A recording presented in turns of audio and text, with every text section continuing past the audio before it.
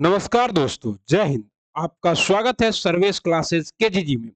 साथियों, आज आपके बीच मैं उपस्थित हूँ बिहार दरोगा 2023 को लेकर एडुटेरिया का मॉडल प्रैक्टिस सेट 5 एक अलग अंदाज में, क्योंकि आपका भाई सर्वेश 2 बार बिहार दरोगा 2213 और 2446 पीटी और मेंस दोनों क्वालिफाई हैं, रनिंग डिस्क्वालीफाई।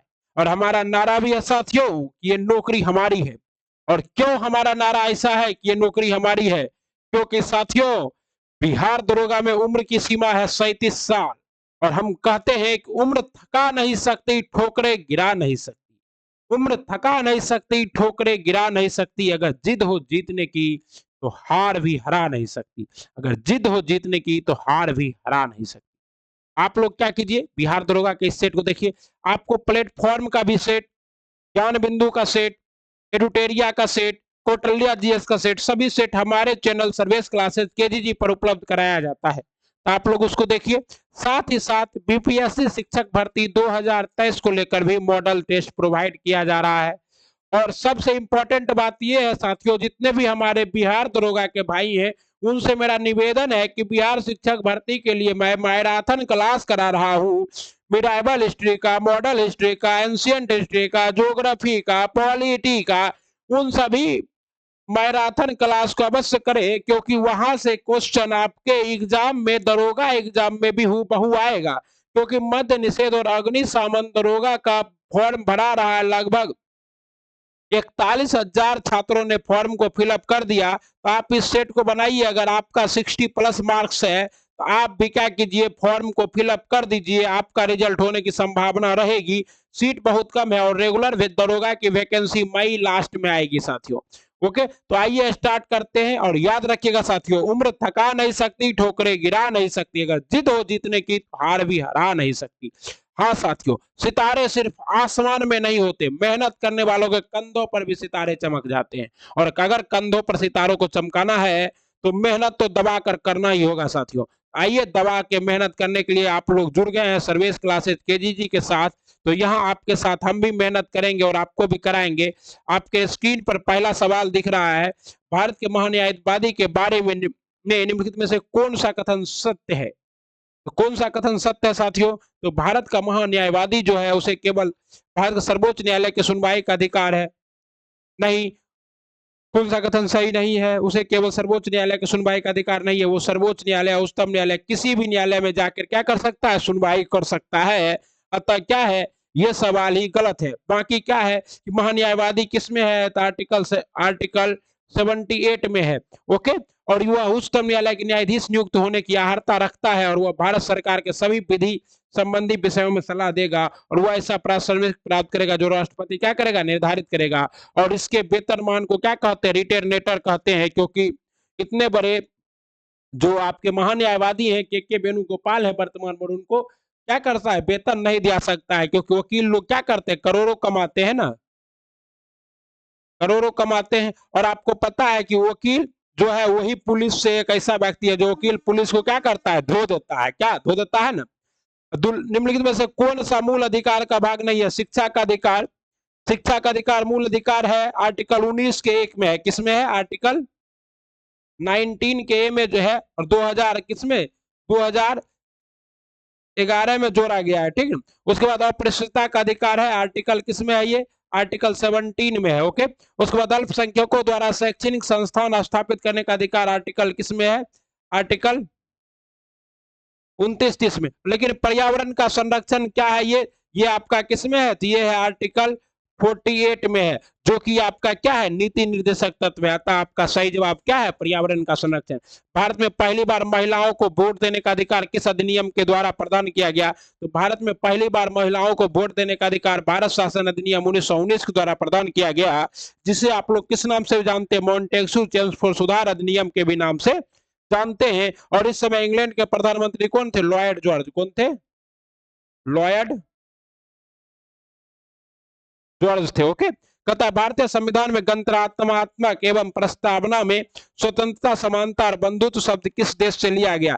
ये सभी देश हम लोगों ने कहां से लिया? फ्रांस से। और ये फ्रांस की क्रांति 1789 ईस्वी में जो हुई है, उसी का ये नारा था, स्वतंत्रता, समानता और बंधुत्व। ओके। और ऑस्ट्रेलिया से हमने क्या लिया है, तो संवर्ती सूची, ऑस्ट्रेलिया से दक्षिण अफ्रीका से संविधान संशोधन की प्रक्रिया, और साथ ही साथ दक्षिण अफ्रीका से हमने लिया है राज्यसभा में मनोनीत होने वाले सदस्यों की संख्या। और आपने जापान से लिया है विधि का शासन। जापान से क्या लिए हैं हम लोग, विधि का शासन। ओके। कहता है निम्न में से कौन सा व्यक्ति 1946 में गठित अंतरिम मंत्रिमंडल का सदस्य नहीं था। देखिए 1946 में क्या हुआ था, कैबिनेट प्रस्ताव के बाद मंत्रिमंडल का गठन किया गया था, और इस समय जो है आपके रूस के क्या थे, तो रूस के जो है ये डॉक्टर एस राधाकृष्णन रूस में भारत के राजदूत थे, क्या थे, तो यही क्या थे, कैबिनेट के सचिव नहीं थे। कौन सा सही सुमेलित नहीं है, संघ राज्य क्षेत्रों का प्रशासन अनुच्छेद 239 क्या है, सही सुमेलित है। कहता राष्ट्रपति को किसी विधेयक पर अनुमति देने का अधिकार अनुच्छेद 111 सही सुमेलित है। उसके बाद संसद के 17 आवासन और विघटन अनुच्छेद 85 कौन करता है, तो राष्ट्रपति। ये सभी सही सुमेलित है, ये सभी क्या है, सही सुमेलित है। संविधान की अनुसूची 6 किस राज्य में लागू नहीं होगी, तो देखिए इसका हम लोग ट्रिक बताए थे, आमे मित्र, क्या बताए थे, आमे मित्र, असम, मिजोरम, असम, मेघालय, मिजोरम और त्रिपुरा इसमें लागू होता है। तो कहां लागू नहीं होता है, मणिपुर में लागू नहीं होता है, और मणिपुर के साथ साथ सिक्किम में भी लागू नहीं होता है। तो 3 और 4 में लागू नहीं होता है। तो ट्रिक याद रखिएगा, संविधान की अनुसूची 6 आमे मित्र, असम, मेघालय, मिजोरम और त्रिपुरा में लागू होती है। ओके साथियों, तो क्या आपको किसी और चैनल पर ऐसा डिस्कशन मिलता है, नहीं, तो आप लोग क्या कीजिए, चैनल को सब्सक्राइब कर लीजिए, बेल आइकन को प्रेस कर दीजिए और वीडियो को लाइक कर लीजिए, क्योंकि आपको लगभग बिहार दरोगा का लगभग 72 सेट प्रोवाइड करा दिया गया है। ज्ञान बिंदु, एडुटेरिया, कौटल्या, जीएस, आदित्य कुल, रहमान सर, बहुत सारा टेस्ट करा रहे हैं आपको। और इतना टेस्ट करने के बाद तो हमको लगता है कि अगर कोई थ्योरी ना भी पढ़े तो पीटी का धुआं धुआं कर दे। सिर्फ करंट अफेयर जब कराएंगे तो उसको आपको क्या करना है, डिटेल से देखना है साथियों। निम्न में से कौन सा एक भारत के संविधान का संघीय क्या है, संघीय लक्षण है, लिखित संविधान है, कठोर संविधान। देखिए भारत का संविधान क्या है, कठोर नहीं है। हमको लगता है भारत का संविधान क्या है, लचीला है, लेकिन कठोर भी मान लीजिए। न्यायपालिका की सर्वोच्चता है, और केंद्र एवं राज्यों के शक्तियों का वितरण है, ये सभी है। अतः क्या है आपका डी है। और भारत का संविधान तो विश्व का क्या है, सबसे बड़ा लिखित संविधान है। क्या है, सबसे बड़ा लिखित संविधान। सबसे बड़ा संविधान कहाँ का है, तो और लिखित के हिसाब से देखा जाए तो ब्रिटेन का है, लेकिन भारत के दृष्टि से क्या है सबसे ज्यादा आपका लिखित में बात। निम्नलिखित में से किस राज्य के विधानसभा की सीटों की संख्या सर्वाधिक है, आइए देखते हैं। और कल भी यह प्रश्न आपको कराए थे, और ऐसा ही सेम प्रश्न आपको, सेम प्रश्न बीपीएस 2213 में पूछा गया है, बिहार एसआई में, ठीक है ना, एसआई में 2213 में पूछा गया है। और उस समय इसका सही जवाब हुआ था उत्तराखंड, और अभी भी होगा उत्तराखंड। तो इसमें उत्तराखंड में कितना है, 70 है। हिमाचल प्रदेश में कितना है, 68 है। उत्तर अरुणाचल प्रदेश में कितना है आपका, 60 है। और मिजोरम में कितना है, 40 है। इस हिसाब से सर्वाधिक संख्या कहाँ है, उत्तराखंड में 70। और उत्तराखंड के मुख्यमंत्री अभी कौन है, उत्तराखंड के मुख्यमंत्री हैं अभी पुष्कर सिंह धामी। हिमाचल प्रदेश के मुख्यमंत्री है सुखविंदर सिंह सुक्खू। अरुणाचल प्रदेश के मुख्यमंत्री है पेमा खांडू। और मिजोरम के मुख्यमंत्री आप लोगों को कमेंट बॉक्स में छाप देना है, छाप दीजिए साथियों। राज्य में मुख्यमंत्री सहित मंत्रिपरिषद में मंत्रियों की न्यूनतम संख्या क्या हो सकती है, तो मुख्यमंत्री सहित न्यूनतम संख्या 12 हो सकती है। और प्रतिशत में देखा जाए तो कितना प्रतिशत होगा, 15% होगा। और ये प्रतिशत वाला जो कार्यक्रम है, ये यकीनवा भारत के संविधान के अनुच्छेद 164 में मंत्रिपरिषदों की संख्या का उपबंध है, इसके अनुसार। और ये किसके तहत, ये 51वां संविधान संशोधन 2003 में ऐसा प्रावधान किया गया। उससे पहले मंत्रियों को लेकर कोई स्पष्ट दिशा निर्देश नहीं था। तो किसमें, आर्टिकल 164 के 1 में ऐसा प्रावधान है, किसमें, 164 के 1 के क में ऐसा प्रावधान है कि मंत्रियों की संख्या या तो 15% होगी मुख्यमंत्री सहित, या फिर क्या होगी, 12 से कम नहीं होगी। जहां पर 15% 12 से कम होगा, जैसे दिल्ली है, तो दिल्ली का अगर आप 15% निकालिएगा, 60 गुना 15/100, तो 0 से 0 कट जाएगा। और 5 से 5 आई, और 5 दूना 2, 2 से 3 कितने, तो 6 होगा। तो दिल्ली में इसका मतलब 6 मंत्री होना चाहिए, लेकिन नहीं, दिल्ली में मैक्स न्यूनतम कितने मंत्री होंगे, 12 मंत्री। संयुक्त राष्ट्र की आधिकारिक भाषाओं की संख्या कितनी है, तो संयुक्त राष्ट्र में जो है आपका आधिकारिक, संयुक्त राष्ट्र का अस्थायी सदस्य 5 है, लेकिन अस्थायी भाषा कितनी है, 6 है। कितनी है साथियों, 6 है। और इसमें कौन कौन है आपका, तो अंग्रेजी है, ओके। अंग्रेजी के बाद आपका क्या है, अरबी है। अरबी के बाद आपका क्या है, चीनी है। चीनी के बाद आपका क्या है, फ्रांसीसी है। ओके, और फ्रांसीसी के बाद आपका क्या है साथियों, तो रूसी और स्पेनिश, रूसी और स्पेनिश। और हिंदी को भी इसमें शामिल करने का मांग किया जा रहा है, लेकिन अभी तक शामिल नहीं हुआ। कहता तुल्लाल थुलाल किस राज्य की एक एकल व्यंग्यात्मक नृत्य शैली है। तुल्लाल थुलाल जो है यह केरल की एक क्या है, व्यंग्यात्मक नृत्य शैली है। इसमें क्या किया जाता है, व्यंग कर करके डांस किया जाता है। और केरल, और ये केरल में जो है कंचन नामयार को दिया गया, प्रसिद्ध कवि कंचन नामयार को इस नृत्य के उद्भव उद्भव का क्षेत्र क्या है इसको। और केरल का ही आपका क्या है, कथक कली है। ओके, मोंगती, मोंगती के जैन मंदिर वर्तमान में किस राज्य में स्थित है, मोस्ट इंपॉर्टेंट है। तो मोंगती का जैन मंदिर वर्तमान में कर्नाटक में स्थित है। और कर्नाटक में अभी क्या हो रहा है, चुनाव का गिनती चल रहा है।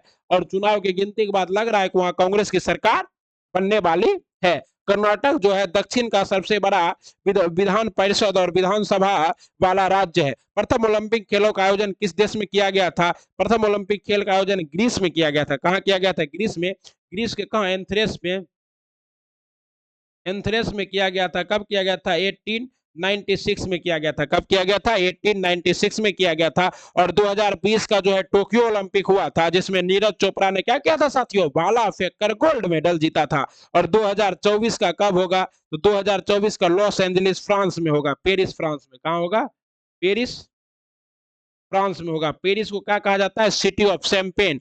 The struggle for India soul, the struggle for India soul के लेखक कौन है, the struggle for India soul के लेखक है शशि थरूर। कांग्रेस के क्या रह चुके हैं, सांसद है तिरुवनंतपुरम से। और आपका क्या, sunrise over Ayodhya, sunrise over over Ayodhya के लेखक कौन है, सलमान खुर्शीद।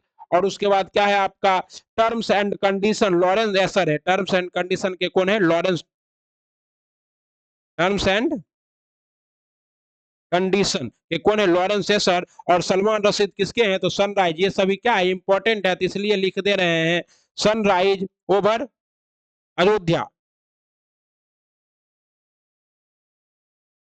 इसके लेखक कौन है, सलमान रशीदी। कहता है लेट्स मी से इट नाउ पुस्तक के लेखक कौन है, तो से लेट्स मी से इट नाउ पुस्तक के लेखक है राकेश मारिया। कौन है, राकेश मारिया जी हैं। उसके बाद प्रीति सोना है, place called home. The India story के विमल जलान है, द इंडिया स्टोरी के कौन है, Vimal Jalan. The India story, the India story के कौन है, विमल जलान है। और बिल गेट्स की पुस्तक है how to prevent the next pandemic. Bill Gates की पुस्तक क्या है, how to prevent prevent the next pandemic, मतलब अगले। ओके, तो ये किसकी पुस्तक है, बिल गेट्स की है। कहता है प्रथम आंग्ल बर्मा युद्ध की शुरुआत के समय भारत का गवर्नर जनरल कौन था। तो जब हम लोग आपको करा रहे थे क्या चीज, बीपीएससी शिक्षक भर्ती का मॉडल प्रीवियस ईयर क्वेश्चन, और साथ ही साथ जब आपको करा रहे थे उसमें क्या चीज आपका मॉडर्न हिस्ट्री, तो उसमें आपको बताए थे इस समय कौन था, लॉर्ड एमस्ट था। और आंगल बर्मा युद्ध में लॉर्ड हमस्ट था। और ये कब हुआ था, 1826 ईस्वी में हुआ था। कब हुआ था, 1826 ईस्वी के आसपास हुआ था ये प्रथम आंगल बर्मा युद्ध। ठीक ना। और इसका जो कार्यकाल है लॉर्ड एमस्ट था, ये 1823 से लेकर 1828 तक का इनका क्या रहा है, कार्यकाल रहा है साथियों। ओके, तो एडुटेरिया के ऐसे धमाकेदार सेट डिस्कशन के लिए आपको जुड़ना ही पड़ेगा। बाकी का 5 सेट अपलोडेड है, देखिए। भारतीय ट्रेड यूनियन कांग्रेस के पहले अध्यक्ष कौन थे, तो भारतीय ट्रेड यूनियन कांग्रेस के पहले अध्यक्ष थे लाला लाजपत राय। लाला लाजपत राय ने कौन सी पुस्तक लिखी थी, तो अनहैप्पी इंडिया लिखी थी। और ये लाला लाजपत राय ने 31 अक्टूबर 1920 को बंबई में की गई, इसके प्रथम अध्यक्ष थे लाला लाजपत राय। ओके, कहता है 1938 में भारतीय राष्ट्रीय कांग्रेस के अध्यक्ष निर्वाचित हुए। 1938 में आपका क्या है, कौन निर्वाचित हुए थे, हरिपुरा गुजरात में। हरिपुरा कहाँ स्थित है, गुजरात में। यह भी क्वेश्चन आ जाता है। सुभाष चंद्र बोस निर्वाचित हुए थे। और फिर अगले बार त्रिपुरी में भी सुभाष चंद्र बोस निर्वाचित हुए थे। और त्रिपुरी कहाँ है, एमपी में। लेकिन इसमें क्या हुआ कि सुभाष चंद्र बोस ने गांधी जी के दबाव में क्या कर दिया, इसे त्याग पत्र दे दिया और पट्टाभी सीतारमैया को हराकर अध्यक्ष बने थे। और फिर जो है त्रिपुरी संकट के बाद राजेंद्र प्रसाद को अध्यक्ष बनाया गया था साथियों। ओके, कहता है पाकिस्तान के लिए अलग राज्य आंदोलन का नेतृत्व किसने किया? तो पाकिस्तान के लिए अलग राज्य आंदोलन का नेतृत्व किया था मोहम्मद अली जिन्ना। मोहम्मद अली जिन्ना शुरुआत में धर्म को राजनीति में लाने के क्या थे? खिलाफ थे, लेकिन मार्च 1940 में बेचारा सोचा कि अब हमको कुछ नहीं मिलेगा भारत में, जिसने क्या किया? पाकिस्तान के मांग को पुरजोर समर्थन कर दिया। सर्वोदय शब्द का प्रथम बार प्रयोग किसने किया था? तो सर्वोदय शब्द का प्रथम बार प्रयोग किया था महात्मा गांधी ने। और ये महात्मा गांधी ने हरिजन आंदोलन के समय, जब हरिजनों के घर जा जाकर ये रहते थे सबने अवज्ञा आंदोलन के दौरान, तो उसी समय इन्होंने क्या किया था? सर्वोदय नामक शब्द का प्रयोग किया था।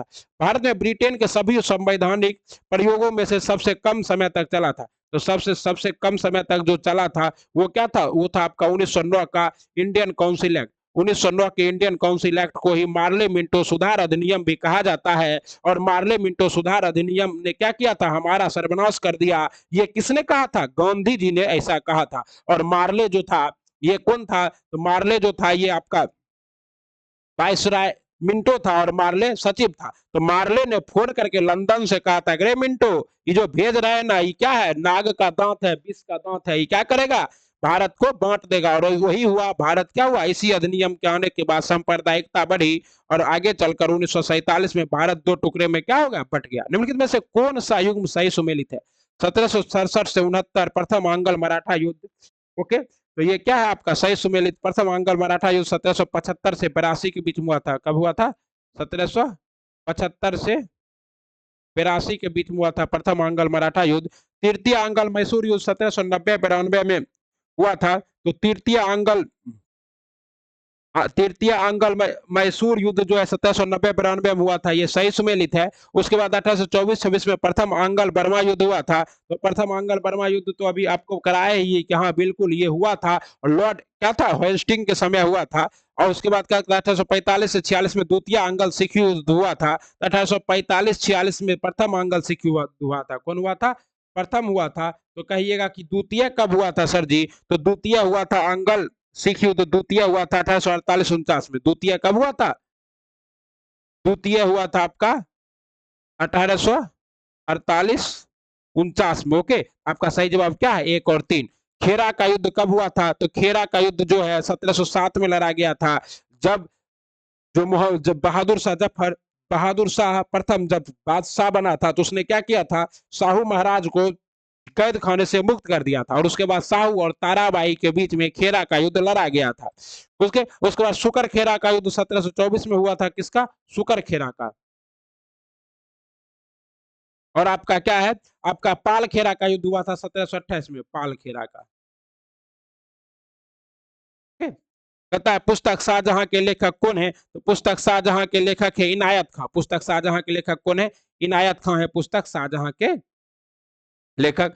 किस मुगल शासक के दरबार में दो प्रसिद्ध संस्कृत कवि बंशीधर मिश्र एवं हरिनारायण मिश्र रहते थे? ये बंशीधर मिश्र और हरिनारायण मिश्र जो है ये शाहजहां के दरबार में रहते थे। और शाहजहां के काल को स्वर्णिम युग कहा जाता है मुगल कला का, क्योंकि शाहजहां के शासन काल में ही लाल किला, ताजमहल, ये सब का क्या हुआ था? निर्माण हुआ था। स्थापत्य कला का स्वर्ण युग भी कहा जाता है।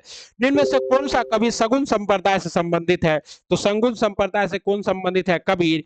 कबीर क्या थे? सगुन व्यक्ति थे। सगुन संप्रदाय से संबंधित नहीं है, ये निर्गुण निर्गुण संप्रदाय से थे कबीर। और कबीर जो है जन्म से जोलहा थे, लेकिन ये मुसलमान के घर में पले थे। तो इनके ऊपर क्या था? दोनों धर्म का प्रभाव था। कहा जाता है कि मरने वक्त ये गुलाब बनकर गायब हो गए थे। देवल अंतरराष्ट्रीय बंदरगाह के रूप में प्रसिद्ध था। देवल अंतरराष्ट्रीय बंदरगाह के रूप में प्रसिद्ध था सल्तनत काल में। किस काल में?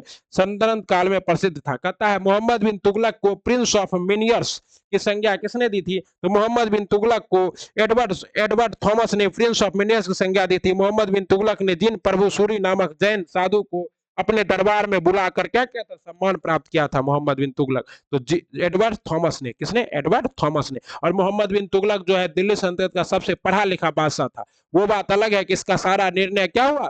तबियत जनता के खिलाफ गया और इसको बाद में पगला बादशाह के नाम से जाना जाने लगा। इसीलिए कहा जाता है कि आप मेहनत कीजिए और सफलता पाइए, क्योंकि असफल व्यक्ति, जैसे अभी आपका भाई सर्वेश है, 2 बार क्या किया? पीटी मेंस किया, लेकिन अभी भी वीडियो बना रहा है।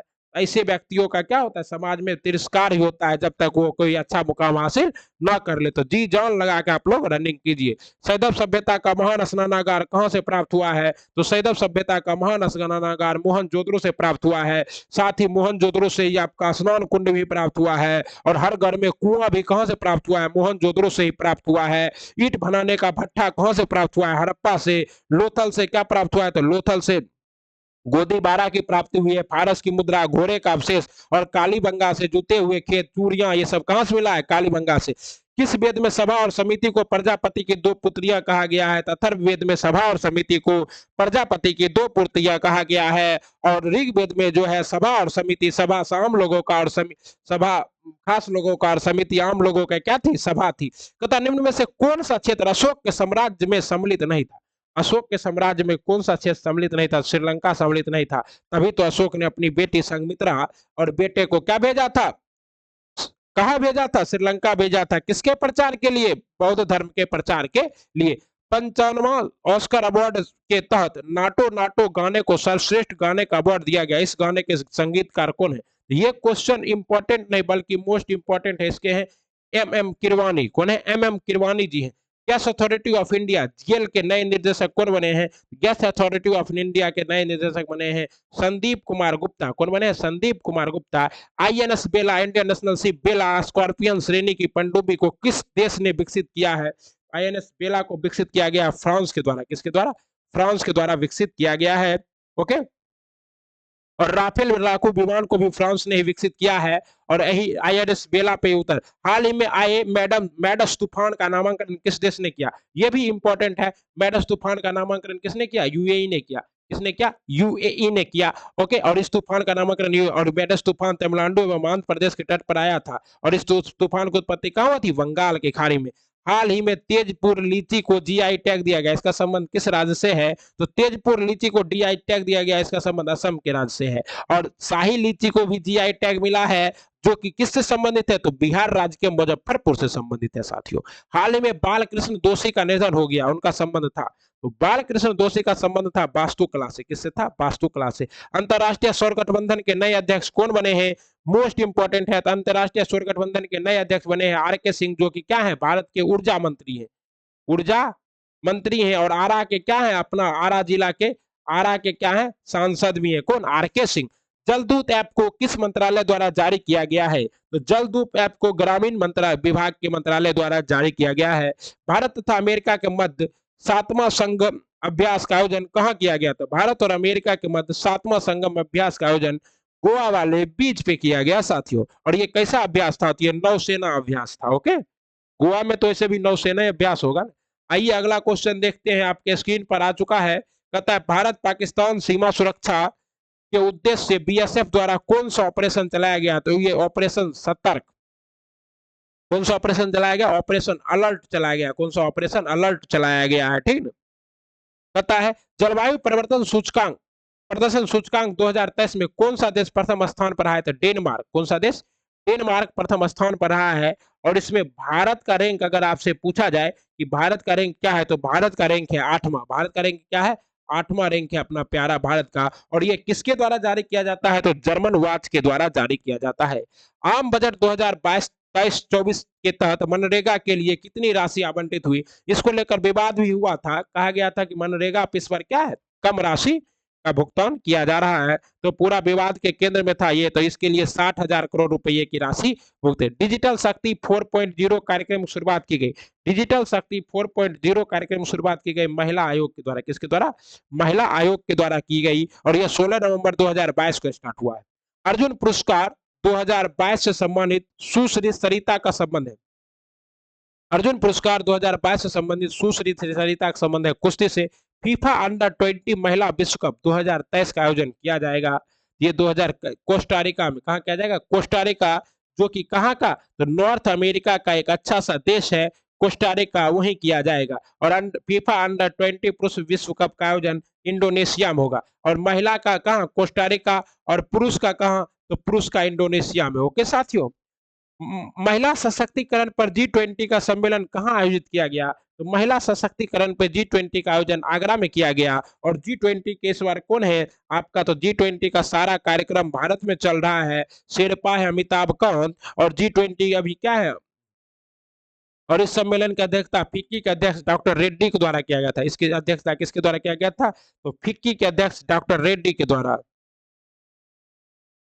फिक्की के अध्यक्ष डॉक्टर रेड्डी के द्वारा किया गया था। ओके, तथा विश्व दाल दिवस प्रतिवर्ष कब मनाया जाता है, ये मोस्ट इंपोर्टेंट इसलिए है कि ये दिवस मनाने का प्रस्ताव भारत के द्वारा दिया गया था और ये 16 फरवरी को मनाया जाता है। ठीक है,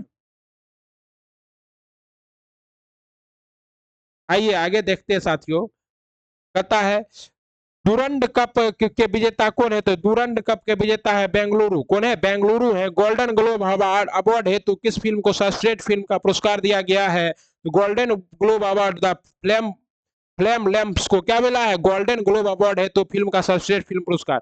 Raxaul Haldia greenfield express way की शुरुआत किस वर्ष तक की जाने की घोषणा की गई, तो रक्सोल हल्दिया ये सब का जो क्या है वर्ष 2023 तक घोषणा की गई।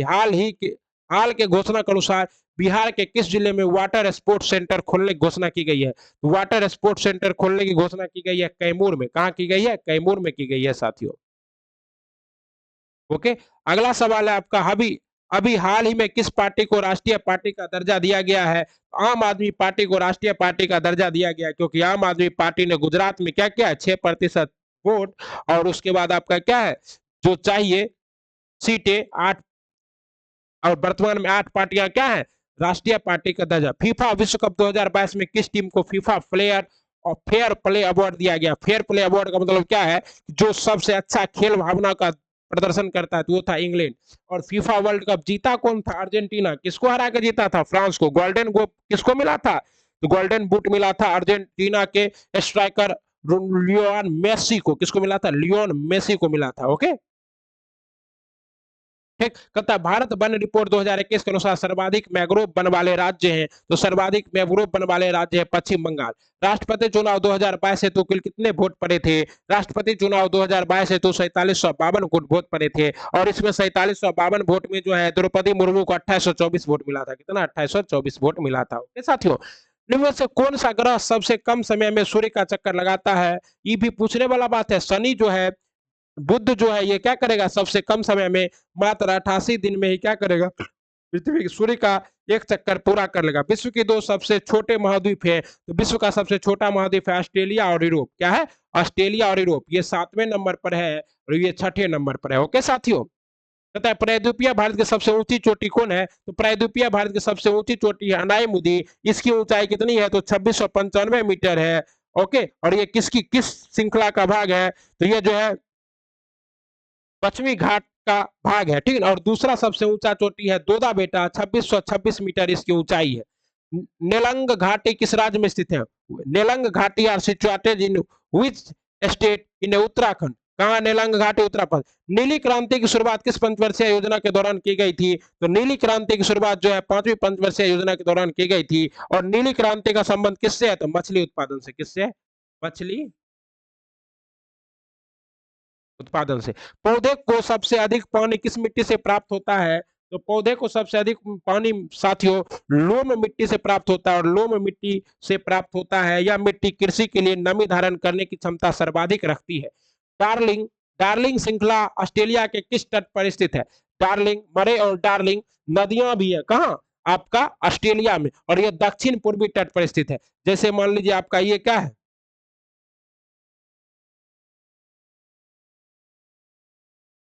ये तस्मान है, ये ऑस्ट्रेलिया। तो यहाँ पर आपका क्या है, डार्लिंग और मरे नदियां बहती है, और यहीं पर आपका डार्लिंग रेंज भी है। तो यही है आपका क्या जी, दक्षिण पूर्वी। और यहाँ पर आपका है ग्रेट बैरियर रीफ। क्या है, ग्रेट बैरियर रीफ है, और यहाँ पर डार्लिंग और मरे नदियां हैं, और दक्षिण पूर्वी तट पर। ओके, कहता हॉर्न ऑफ अफ्रीका के भाग हैं, आप लोग इसका ट्रिक याद रखिएगा, SEED।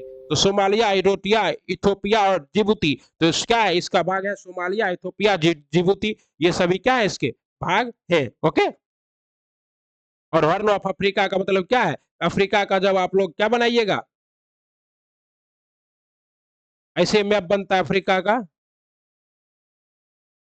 ठीक, तो ये अफ्रीका का जो ये सिंह नुमा संरचना निकला हुआ है, इसी को, और यहाँ पर सनाई प्रायद्वीप है, और उसके बाद यहाँ पर आपका क्या है, लाल सागर है, और यहाँ पर आपका क्या है साथियों, यहाँ पर आपका स्वेज नहर है, ठीक है ना। तो लाल सागर, और यहाँ पर आपका क्या है, बाबल मंदेब की, बाबल मंदेब क्या है, बाबल मंदेब आंसुओं का प्रवेश द्वार है। इसी को क्या कहा जाता है, हॉर्न ऑफ अफ्रीका कहा जाता है साथियों। ओके, कहता है वह कौन सा उपकरण है जो ऊर्जा के एक रूप को दूसरे रूप में परिवर्तित कर देता है, आमतौर पर एक सिग्नल को दूसरे सिग्नल में बदल देता है। यह आपका कौन है, ट्रांसमीटर। ऐसा काम कौन करता है, ट्रांसड्यूसर करता है। निम्न में से कौन थर्मो थर्मो न्यूक्लियर फ्यूजन प्रतिक्रिया का एक उदाहरण है, तो थर्मो न्यूक्लियर प्रतिक्रिया का एक उदाहरण है हाइड्रोजन बम। हाइड्रोजन बम क्या करता है, तो हाइड्रोजन बम जो है ये नाभिकीय संलयन की प्रक्रिया है, नाभिकीय संलयन की प्रक्रिया है, और इसी प्रक्रिया के द्वारा आपका क्या करता है, सूर्य और तारे में प्रकाश भी आता है। ओके साथियों, कहता है विद्युत मोटर के संबंध में निम्नलिखित में से कौन सा कथन गलत है। तो विद्युत मोटर क्या करता है साथियों, आपको पता ही होगा कि विद्युत मोटर जो है क्या करता है, केवल दिष्ट धारा पे संचालित होते हैं। ये क्या है, गलत है। विद्युत मोटर ये इस पे एसी करंट पर संचालित होता है, और ये विद्युत एसी विद्युत क्या करता है, इसको यांत्रिक ऊर्जा में परिवर्तित करता है, और दिष्ट धारा में सर्वाधिक विद्युत मोटर, ये विद्युत मोटर के प्रकार के होते हैं। ओके, और चुंबकीय ओम के नियम डैश और डैश के बीच संबंध का वर्णन करता है। तो ओम का नियम क्या कहता है साथियों, कि भी समानुपाती आई होता है। इसके अनुसार नियत ताप पर एक चालक से गुजरने वाली धारा चालक पर विभवांतर के सीधे समानुपाती होती है, यानी कि भी समानुपाती क्या होता है, आई। ये क्या है, ओम का नियम है, और ओम के नियम में विद्युत धारा और विभवांतर के संबंध का वर्णन करते हैं। किसका, विद्युत धारा और विभवांतर के संबंध का वर्णन करते हैं। और विद्युत आवेश और विभवांतर का कूलम्ब का नियम, इनमें से कौन सा कथन न्यूटन के गति के तीसरे नियम के लिए सही है। बल एक ही निकाय पर लागू होता है, गलत है। बल एक ही निकाय पर विपरीत दिशा, गलत है। बल अलग अलग निकाय पर विपरीत दिशा में लागू होता है, यही क्या है, सही है। न्यूटन का तृतीय गति का नियम कहता है every action is equal to opposite and equal reaction. निम्न में से किस प्रकार की किरणें पृथ्वी के वायुमंडल में प्रवेश नहीं करती है। तो पृथ्वी के वायुमंडल में नहीं प्रवेश करने वाली किरणें हैं एक्स किरणें। अगर एक्स किरणें भी प्रवेश कर जाएगी तो हमारे हड्डियों को क्या कर देगी, गला देगी। और कहता है चुंबकीय तरंग और एक्स किरणें जिसका तरंग है 10⁻10 से 10⁻8 तक होती है, चिकित्सा में निदान के लिए सर्वाधिक प्रयोग किया जाता है एक्सरे में। इनमें से क्या तरंग की विशेषता नहीं है, तो तरंग की विशेषता क्या नहीं है साथियों, माध्यम। माध्यम तरंग की विशेषता नहीं है, जबकि तरंग दैर्घ्य आवृत्ति तथा आयाम तरंग की विशेषता है, और माध्यम से होकर तरंग क्या करता है, गमन करता है। निम्न में से कौन सा रासायनिक परिवर्तन का एक उदाहरण है, रासायनिक परिवर्तन का कौन सा एक उदाहरण है, तो निष्क्रियकरण। निष्क्रियकरण क्या है, रासायनिक परिवर्तन का एक उदाहरण है। इसमें क्या होता है, एक से अधिक नए पदार्थ बनते हैं और रासायनिक परिवर्तन कहलाते हैं। और उदासीनीकरण, और इस प्रकार से बने पदार्थ को फिर से प्राप्त नहीं किया जा सकता है। इनमें से किसने यह प्रस्तावित किया था कि प्रत्येक तत्व में एक विशेष परमाणु द्रव्यमान होता है। यह व्यक्त जो है ये डाल्टन के द्वारा डिसाइड किया गया था। और लेवजियर ने जो था ये द्रव्यमान संरक्षण का नियम दिया था। क्या दिया था, द्रव्यमान संरक्षण का नियम दिया था। जोसेफ प्राउस्टे ने ऑक्सीजन की खोज की थी। ऑक्सीजन की खोज की थी किसने, जोसेफ प्राउस्ट ने। ओके, और परमाणु संरचनावाद भी कौन दिया था, जॉन डाल्टन।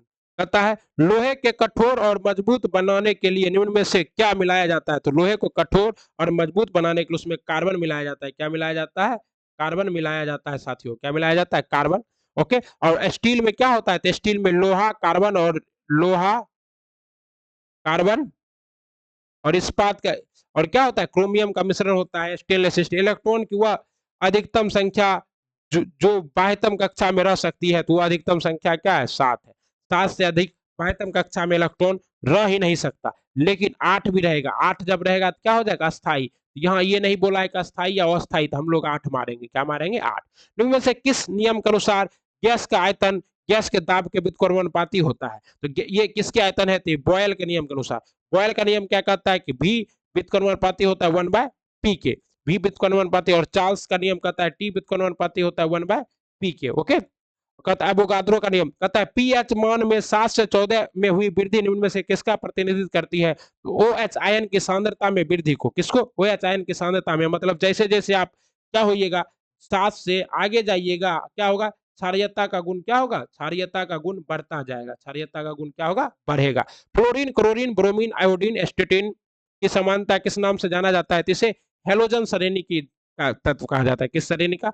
हैलोजन श्रेणी का कहा जाता है फ्लोरीन, क्लोरीन, ब्रोमीन और आयोडीन को। और सर्वाधिक जो विद्युत ऋणात्मक तत्व है वो क्या है? फ्लोरीन ही है। इनमें से 4 तत्वों में से 3 तत्व किसी न किसी प्रकार से एक समान है जबकि एक भिन्न है। कौन सा तत्व भिन्न है? आपको भिन्न तत्व बताना है। तो पोटेशियम क्या है? भिन्न है, क्योंकि पोटेशियम को किससे काटा जा सकता है? चाकू से काटा जा सकता है। ओके, और ये पोटेशियम क्या है? एस ब्लॉक का तत्व है। किस ब्लॉक का? एस ब्लॉक का तत्व है। और बाकी ये सभी किस ब्लॉक के तत्व है? तो पी ब्लॉक का। ओके, कहता है अमोनियम सल्फेट का रासायनिक सूत्र क्या है? अमोनियम सल्फेट का रासायनिक सूत्र क्या है?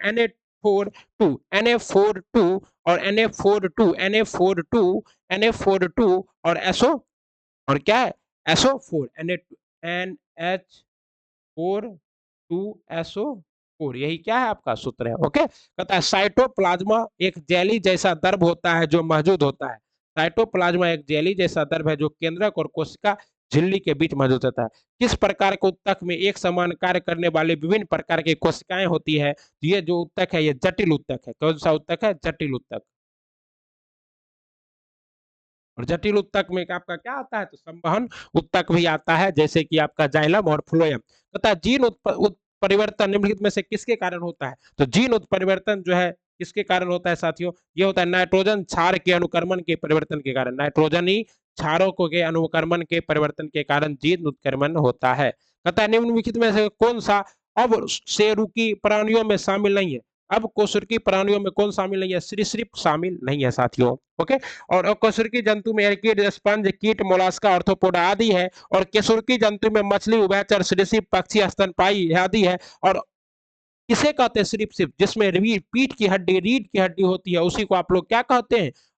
कोशिकी कहते हैं। और जिसमें रीढ़ की हड्डी नहीं होती उसे अकोशिकी कहता है। किसी व्यक्ति के पाचन तंत्र की जांच करने के लिए इस्तेमाल किया जाने वाला यंत्र क्या कहलाता है? तो किसी व्यक्ति के पाचन तंत्र की जांच करने के लिए इंडोस्कोप कहलाता है। क्या कहलाता है? इंडोस्कोप। पाइप नुमा होता है, उसमें कैमरा लगा रहता है, उसको आपके मुंह में डाल देगा और उसके बाद जांच करेगा। इनमें से मानव मस्तिष्क का वह हिस्सा कौन सा है जिसमें विचार का संग्रह होता है? तो विचार का संग्रह हमारा कहाँ होगा? अग्र मस्तिष्क में होगा। और मानव मस्तिष्क जो है इस तरह से 3 भागों में बटा होता है। तो पहला भाग है आपका क्या चीज? अग्र मस्तिष्क। उसके बाद आपका थोड़ा सा भाग है सेरिबेलम और उसके बाद है मेडुला ऑब्लांगेटा। तो सर्वाधिक भाग, बड़ा भाग है ये बैलेंस बनाता है। क्या बनाता है? बैलेंस बनाता है। कहता है किसी जंगम जोड़ मूवेबल जॉइंट की 2 हड्डियों के बीच पाए जाने वाले स्नेह पदार्थ को क्या कहते हैं? यह स्नेह पदार्थ जो है यह आपका क्या कहलाता है साथियों? यह आपका कहलाता है साइनोवियल द्रव। क्या कहलाता है? साइनोवियल द्रव कहलाता है। ओके, और ज्वाइंट हमारे शरीर में 4 तरह के होते हैं: बॉल एंड सॉकेट ज्वाइंट, हिंगल joint, pivot joint. Okay, iodine निम्न में से किसके संश्लेषण के लिए आवश्यक है? आयोडीन जो है थायरोक्सिन हार्मोन के संश्लेषण के लिए क्या है? आवश्यक है। आयोडीन की कमी से क्या होता है? थायरोक्सिन का उत्पादन कम होता है और फिर हमें घेघा नामक रोग हो जाता है। पता है किस विटामिन की कमी से बच्चों में रिकेट्स नामक रोग होता है? तो रिकेट्स नामक रोग विटामिन डी की कमी से होता है। और ये डी वाला जो कमी है ये आपको बच्चे को धूप में तेल का मालिश करने से दूर हो जाता है।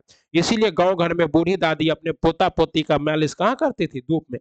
विटामिन ए की कमी से होता है रोतौंदी, विटामिन बी की कमी से बेरी, विटामिन बी सी की कमी से स्कर्वी। मानव में बैक्टीरिया के संक्रमण का सबसे आम इलाज क्या है? मानव में बैक्टीरिया के संक्रमण का सबसे आम इलाज है एंटीबायोटिक्स। क्या है? एंटीबायोटिक्स। तथा निम्नलिखित में से कौन सा उत्पादन एकाधिकारी प्रतियोगिता को सूचित करता है? एकाधिकारी प्रतियोगिता को सूचित करता है कैसा? केवल 1 और 2 विभेदित उत्पाद और विक्रेताओं की बड़ी संख्या एकाधिकारी। संयुक्त राष्ट्र विकास कार्यक्रम यूएनडीपी का मुख्यालय कहाँ स्थित है? तो संयुक्त राष्ट्र विकास कार्यक्रम यूएनडीपी का मुख्यालय स्थित है न्यूयॉर्क में। कहाँ स्थित है? न्यूयॉर्क में स्थित है साथियों। ओके, यह गरीबी उन्मूलन और समानता को कम करने हेतु काम करता है। इसके अलावा देश के विकास को बढ़ावा देने के लिए नीतियां, नेतृत्व, कौशल, साझेदारी क्षमताओं तथा संसाधन क्षमताओं को विकसित करने के लिए भी काम करता है। ओके, कहता है न्यायपूर्ण वितरण एवं समानता के साथ विकास किस पंचवर्षीय योजना में सर्वोच्च प्राथमिकता दिया गया? ये सर्वोच्च प्राथमिकता दिया गया आपका 9वीं पंचवर्षीय योजना में। भारतीय बीमा विनियामक और विकास प्राधिकरण IRDA का मुख्यालय कौन है? IRDA का मुख्यालय हैदराबाद में। कहाँ है साथियों? हैदराबाद में है। ठीक, और क्या है? तो और यह एक स्वायत्त और वैधानिक निकाय है जिसे बीमा के विनियमित और बढ़ावा देने के काम सौंपा गया है। वह छोटी से छोटी संख्या क्या होगी जिसे 12, 15, 21, 36, 48 में भाग देने पर 7 से बचे। इस सबों से आपको क्या निकाल लेना है, इसका एलसीएम निकाल लेना है। और एलसीएम में कितना घटा देना है, 7 घटा देना। आपका सही जवाब आ जाएगा। इसका सही जवाब क्या होगा, 50 47, 5047। तीन संख्याओं का औसत तय सोल 1/3 है। पहली संख्या दूसरी संख्या और तीसरी संख्या की तुगुनी है, संख्या क्या होगी। इसका आप लोग बना सकते हैं। पहली संख्या क्या है 2x, तो दूसरी संख्या क्या होगी 4x, और तीसरी संख्या क्या होगी आपको x, और इन तीनों का सम कितना है आपका, इन तीनों का सम करके आप लोग क्या कीजिएगा 70/3 गुना 3 कर दीजिएगा, 3 3 कट जाएगा, 70 बचेगा, और 7x बराबर कितना आएगा 70, और 7x बराबर जब आपका 70 आ जाएगा तो x बराबर कितना आ जाएगा 10। तो कहता है कि दूसरी संख्या कितनी है, तो 4 गुना 10, 10 चौका 40, कितनी है 40। किसी काम के 4/5 भाग को 20 दिनों में कर सकता है, फिर वह बी को बुलाकर शेष काम को 3 दिनों में पूरा करता है। बी द्वारा उस काम को अकेले कितने दिनों में किया जा सकता था। देखिए, एक काम को 4/5 भाग को 1/25 भाग कर देगा, तो बाकी सारे 37 दिन में वो क्या करेगा, बाकी काम कर देगा। कितने दिनों में, 37 होल 1/2 दिनों में। तो यहाँ नहीं है, तो इसका जवाब क्या होगा, डी। यदि x में x का 5% जोड़ा जाए तो प्राप्त संख्या x का कितना गुणांक होगी।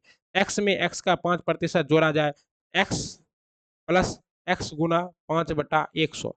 ओके, और इसको जोड़ेंगे तो कितना होगा 21x/20, यानी कि कितना हो जाएगा 1.05x, यानी कि कितना होगा 1.05% बढ़ जाएगा, कितना 1.05%। ओके, कहता है एक राशि का धन साधारण ब्याज पर उधार दिए जाने पर 2 वर्ष में इतना रुपया और 5 वर्ष में इतना, तो 3 वर्ष का ब्याज कितना है 2700 माइनस 2520, तो कितना आ जाएगा, जीरो का जीरो, और यहाँ कितना है साथियों 10 में से 2 गया 8 है, यहाँ बच गया कितना 6, 6 में से 5 गया 1, और ये कट गया 180 रुपया, कितने वर्ष का 3 वर्ष का, तो 1 वर्ष का कितना 6×18 60 रुपया, और ये 60 रुपया 1 वर्ष का ब्याज है। तो आपको कुछ नहीं करना है, यहाँ पर 3 वर्ष का ब्याज दिया हुआ है, इसमें से 2 को 120 रुपया घटा दीजिए, पी का मान निकल जाएगा, और उसके बाद फिर आप लोग क्या कर सकते हैं, ब्याज का दर निकाल सकते हैं, जो आएगा 2.5%, क्या आएगा 2.5% आएगा। इस तरह से आपको ये क्या था साथियों, ये आपका बिहार दरोगा मद्य निषेध और अग्निशमन को लेकर मोस्ट इंपोर्टेंट सेट प्रैक्टिस था, जो कि आपको उपलब्ध करा दिया गया है सर्वेश क्लासेज केजीजी पे। आप लोग इसको देखिए और अपना ढेर सारा प्यार दीजिए। तब तक आप लोग पढ़ते रहिए, बढ़ते रहिए। मिलते हैं अगले वीडियो में। वंदे मातरम। बहुत बहुत धन्यवाद।